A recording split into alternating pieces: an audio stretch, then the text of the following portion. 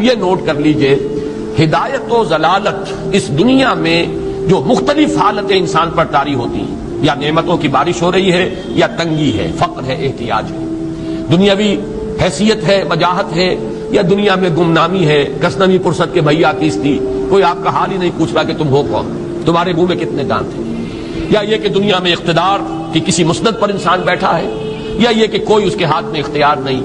یہ تمام جو حالات انسان پر طاری ہوتے ہیں، ان کے جواب میں جو طرز عمل فکری اعتبار سے اور عملاً انسان اختیار کرتا ہے، اس کے 4 درجے ہیں۔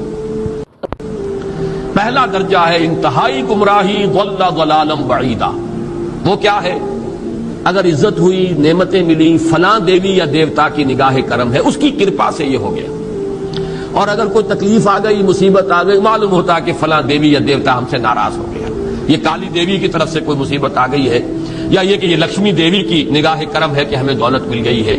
یہ تو ہے شرک۔ شرک ہونے کے اعتبار سے یہ ہے ضل ضلالا بعیدا، انتہائی پستی۔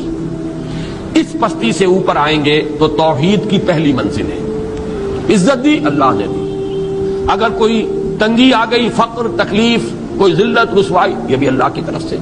ایک اعتبار سے تو انسان ہدایت پر آ گیا، بڑی گہرائی تھی اس گندگی کی اور اس خباثت کی جو شرک جس کا نام ہے، اس سے انسان نکل آیا، نجاست سے۔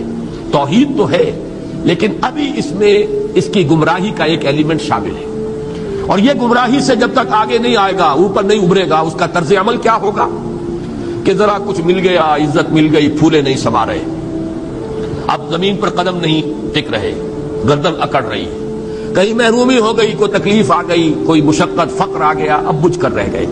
ان دونوں کیفیات میں انسان کا پینڈولم جو ہے وہ ایکسٹریم کو جائے گا۔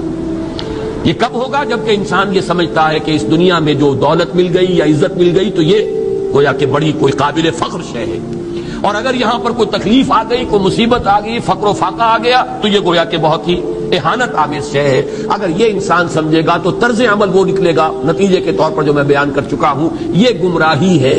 اس گمراہی سے نکلیں گے تو آپ کس مقام پر آئے؟ دوسری منزل ہدایت کی کیا ہے؟ نہ یہ عزت ہے نہ یہ ذلت ہے، دونوں حیثیتیں برابر ہیں کہ یہ امتحان ہے۔ اسی لیے ان دونوں آیتوں میں ایک لفظ قدر مشترک ہے، اذا مبتلاہ فاما الانسان